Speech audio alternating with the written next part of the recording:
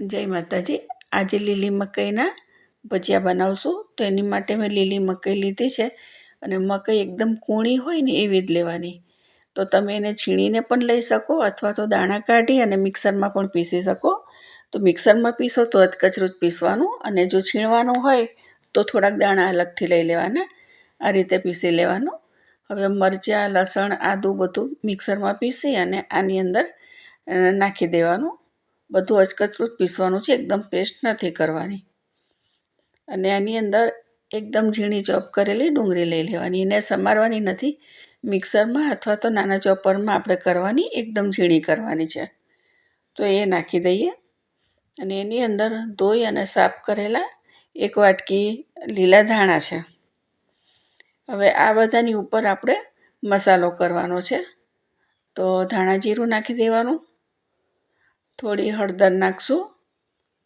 હળદરનું પ્રમાણ થોડું ઓછું રાખવાનું, કેમ કે આપણે મકાઈ પીળી હોય છે એટલે। મીઠું નાખી દઈએ અને દળેલી ખાંડ પણ આની અંદર આપણે નાખવાની છે।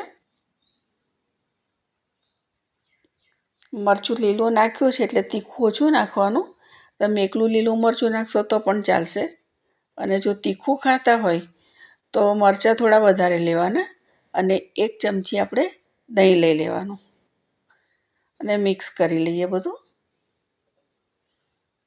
બહુ વધારે નહીં એને હલાવવાનું, તે હલકા હાથે જ બધું મિક્સ કરવાનું છે। હવે એની અંદર ચણાનો લોટ નાખવાનો, અને તમારે વધારે કડક કરવા હોય તો 1 ચમચો ચોખાનો લોટ નાખવાનો। પણ એકલા ચણાના લોટથી બહુ સરસ થાય છે। બહારથી દેખાવમાં કડક હોય છે અને અંદર ખાવામાં એકદમ પોચા હોય છે।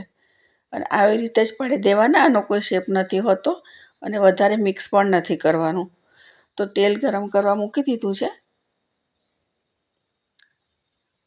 એમાં જોઈ લઈએ આપણે પાડીને। બસ આવી રીતે પાડી લેવાના, અને જ્યારે આપણે નાખીએ ત્યારે થોડુંક દબાવીને નાખવાનું, એટલે છૂટું ના પડી જાય ખીરું। આને ચડતા બહુ વાર લાગે છે, મીડિયમથી પણ થોડોક ધીમો ગેસ રાખવાનો અને સતત હલાવતા રહેવાનું।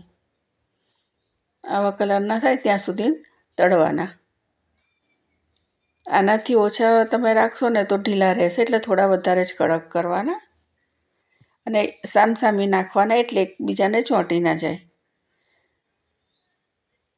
એની જાતે ઉપર આવે પછી આપણે એને હલાવવાનું ચાલુ કરવાનું। બસ આવી રીતે ઉપર આવી જાય પછી આપણે એને સતત થોડીક વાર માટે હલાવતા રહીશું। મીડિયમ ગેસ હશે એટલે થોડીક વાર લાગશે ચડવામાં, પણ ગેસ ધીમો જ રાખવાનો। ફાસ્ટ હશે તો અંદરથી કાચા રહેશે। જો આવી રીતે આપણે બધા જ કરી લેવાના છે। હલકા હાથ એકદમ ફેરવતા રહીશું। એકદમ બ્રાઉન કલર ના થાય એટલે કાઢી લેવાના એને। તો આપણે પ્લેટ તૈયાર કરી લઈએ। આની સાથે તળેલા મરચાં ખૂબ જ સરસ લાગે છે। તો મારા વિડીયો સારા લાગતા હોય તો શેર, કમેન્ટ કરજો, લાઈક કરજો, નવા હોય તો સબસ્ક્રાઈબ કરજો। તો આપણે બધા જ ભજીયા કરી લીધા છે। મળીએ બીજા વિડીયોમાં। જય માતાજી।